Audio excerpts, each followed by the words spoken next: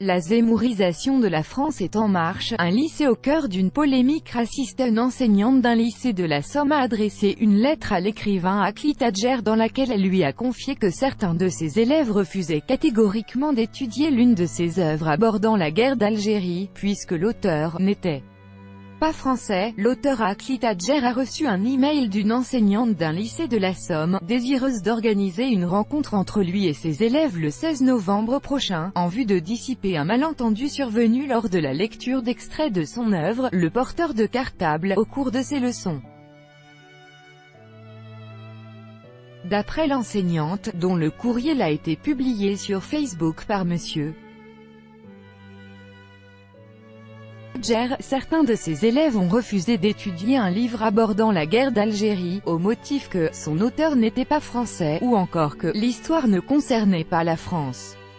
Je voulais vous prévenir qu'il y a eu une levée de bouclier de certains élèves, car l'auteur n'est pas français. J'aimerais qu'ils écrivent le français comme vous. L'histoire ne concerne pas la France. Ils ne savaient pas que l'Algérie avait été française, et il y a du vocabulaire en arabe.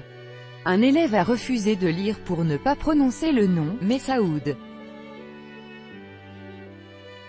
J'ai dû l'exclure.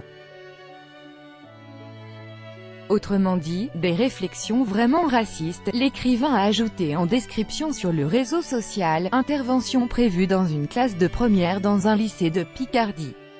Merci, Éric Zemmour, pauvre prof de l'Éducation nationale. Toujours est-il que d'après France Info, il n'envisage pas de renoncer à la rencontre prévue. Ça me donne encore plus envie de les rencontrer.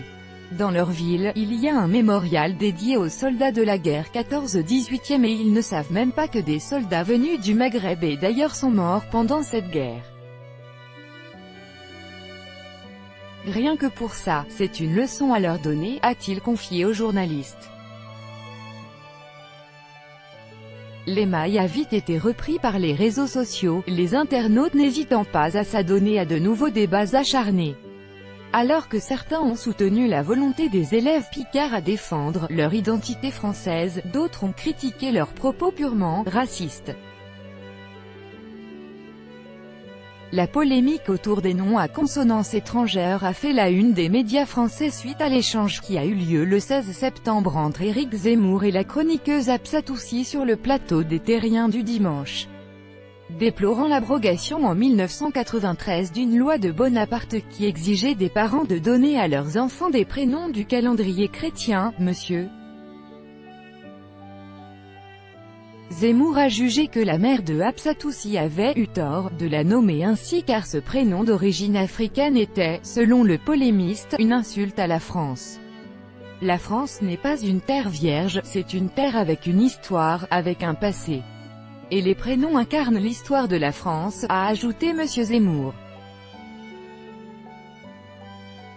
Ces propos, coupés au montage, ont quand même été diffusés par Madame Si sur son Instagram, provoquant ainsi une vague de polémique dans les réseaux sociaux.